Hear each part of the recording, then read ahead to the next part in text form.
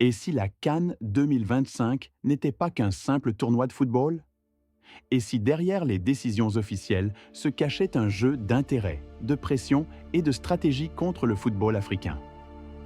Aujourd'hui, on vous révèle ce que personne n'explique clairement. Depuis l'annonce de la CAN 2025 au Maroc, une question dérangeante agite l'opinion africaine. Assiste-t-on à un complot anti-Afrique? Décisions controversées, polémiques en coulisses, silence troublant. Rien ne semble laissé au hasard. Au cœur de cette tempête, un pays se distingue. Le Sénégal. Pourquoi le Sénégal joue-t-il un rôle clé dans cette affaire? Que sait-on réellement des enjeux politiques, sportifs et géostratégiques qui entourent cette CAN? Dans cette première partie, nous allons poser les faits, analyser les décisions officielles et décrypter les zones d'ombre souvent ignorées par les médias. Et surtout, restez jusqu'à la fin, car ce que nous allons révéler prépare le terrain d'un épisode 2 explosif, où les véritables stratégies et rapports de force seront enfin mis en lumière. Bienvenue dans une enquête au cœur du football africain. Il faut revenir à cette nuit de Rabat, la nuit où tout a basculé. Finale de la CAN 2025, Sénégal contre le Maroc. Un match fermé, tendu, électrique. Et puis dans toutes les dernières secondes du temps additionnel, un pénalty est accordé au Maroc. C'est incroyable, incroyable. Une décision immédiatement contestée. Les joueurs sénégalais quittent la pelouse, tout sauf un. Sadio Mané reste. Il évite que le match dégénère. Le pénalty est finalement tiré et raté par Brahim Diaz.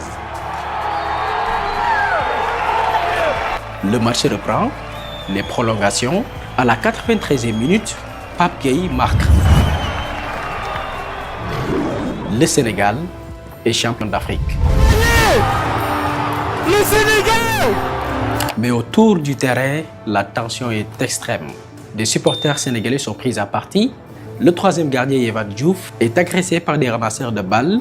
Une serviette est refusée à Edouard Mendy. Des scènes graves, filmées, documentées. Et pourtant, ce ne sont pas ces faits que la FIFA et la CAF vont dénoncer en premier. Quelques heures seulement après la finale, le président de la FIFA, Gianni Infantino, prend la parole. Il est inadmissible de quitter le terrain de cette manière. La violence ne saurait être tolérée dans notre sport. Elle est tout simplement inacceptable. Nous devons toujours respecter les décisions prises par les arbitres, sur et en dehors du terrain. Il ne parle que d'une équipe, le Sénégal. La CAF, dirigée par Patrice Motsepe, enchaîne. La CAF condamne fermement tout comportement inapproprié survenant pendant les matchs, en particulier ceux visant l'équipe arbitrale ou les organisateurs de la rencontre. La CAF examine toutes les images et saisira les instances compétentes. Même ton, même message, même silence sur les provocations.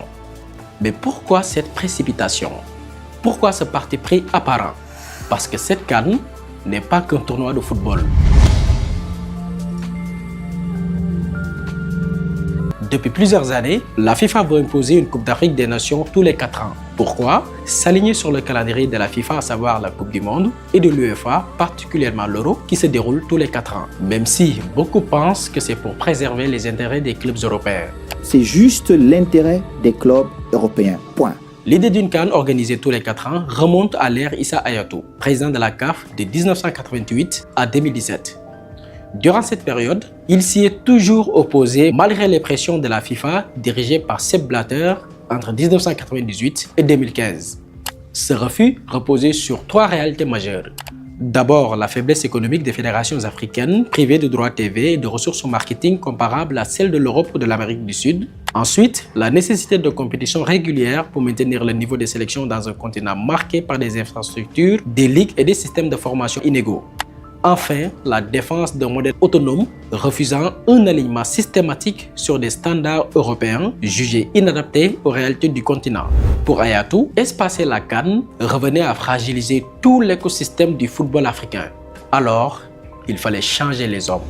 Moi, je ne dirais pas la FIFA. Un individu a estimé au niveau de la FIFA qu'il fallait absolument m'écarter. Parce qu'il y a d'autres raisons qui ont motivé la position de cet individu. Il faut qu'on m'écarte. Face à l'incapacité de Sepp Blatter à imposer à la CAF une CAN organisée tous les 4 ans, une autre option s'impose. Changer d'homme, changer de méthode. Cet homme, c'est Gianni Infantino. Alors secrétaire général de l'UEFA entre 2009 et mars 2016, juriste suisse et fin stratège des arcanes du football mondial. Le basculement intervient en septembre 2015. Le ministère public de la Confédération suisse ouvre une procédure pénale contre Sepp Blatter, soupçonné d'un paiement déloyal de 2 millions de francs suisses. Blatter est fragilisé politiquement et juridiquement. Mais l'opération ne s'arrête pas là. Son successeur naturel, Michel Platini, ancien international français et président de l'UEFA de janvier 2007 à octobre 2015, est à son tour mis en cause, accusé d'avoir signé un contrat défavorable à la FIFA. La voie est désormais libre pour qui? Gianni Infantino. Le 26 octobre 2015, il annonce sa candidature à la présidence de la FIFA. 4 mois plus tard, le 26 février 2016, il est élu au second tour avec 115 voix contre 88 pour Salman Al Khalifa. Mais le paradoxe demeure.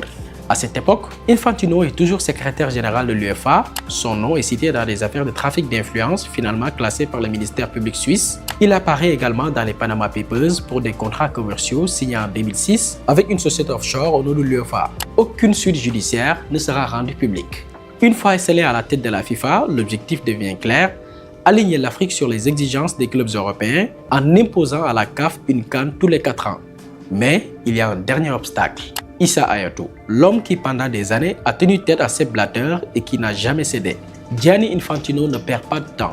En mars 2017, l'élection du président de la Confédération africaine de football devient un enjeu stratégique majeur. 2 favoris se détachent alors, Jacques Anouma et Amos Adomou. Mais le scénario semble étrangement familier. Amos Adomou est accusé d'avoir reçu des pots de vin et se voit suspendu pour 2 ans de toute activité liée au football, écartant de fait l'un des principaux obstacles. Un modus operandi très bien connu, suivez mon regard. La suite est révélée publiquement dans un article de BBC Afrique intitulé Amos Adomou, Infantino fait campagne pour Ahmad. L'intéressé affirme sans détour, Gianni Infantino est en train de mener une campagne afin de déloger Issa Hayatou de son poste de président de la CAF au profit d'Ahmad, président de la fédération malgache. À partir de là, le verrou africain commence à céder. Le 16 mars 2017, le scénario arrive à son terme. Ahmad est élu président de la CAF. Mais très vite, les lignes commencent à bouger et surtout à se fissurer. Dès les premiers mois, des divergences profondes apparaissent entre Ahmad et Gianni Infantino.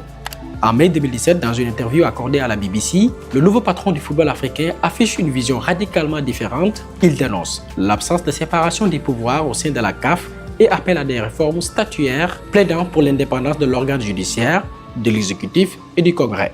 Une critique directe d'un système qu'il juge trop centralisé et confisqué par le comité exécutif. À l'inverse, Gianni Infantino défend une centralisation du pouvoir, estimant que l'affaiblissement des mécanismes de contrôle permet une prise de décision plus rapide, quitte à s'éloigner des réalités des associations nationales.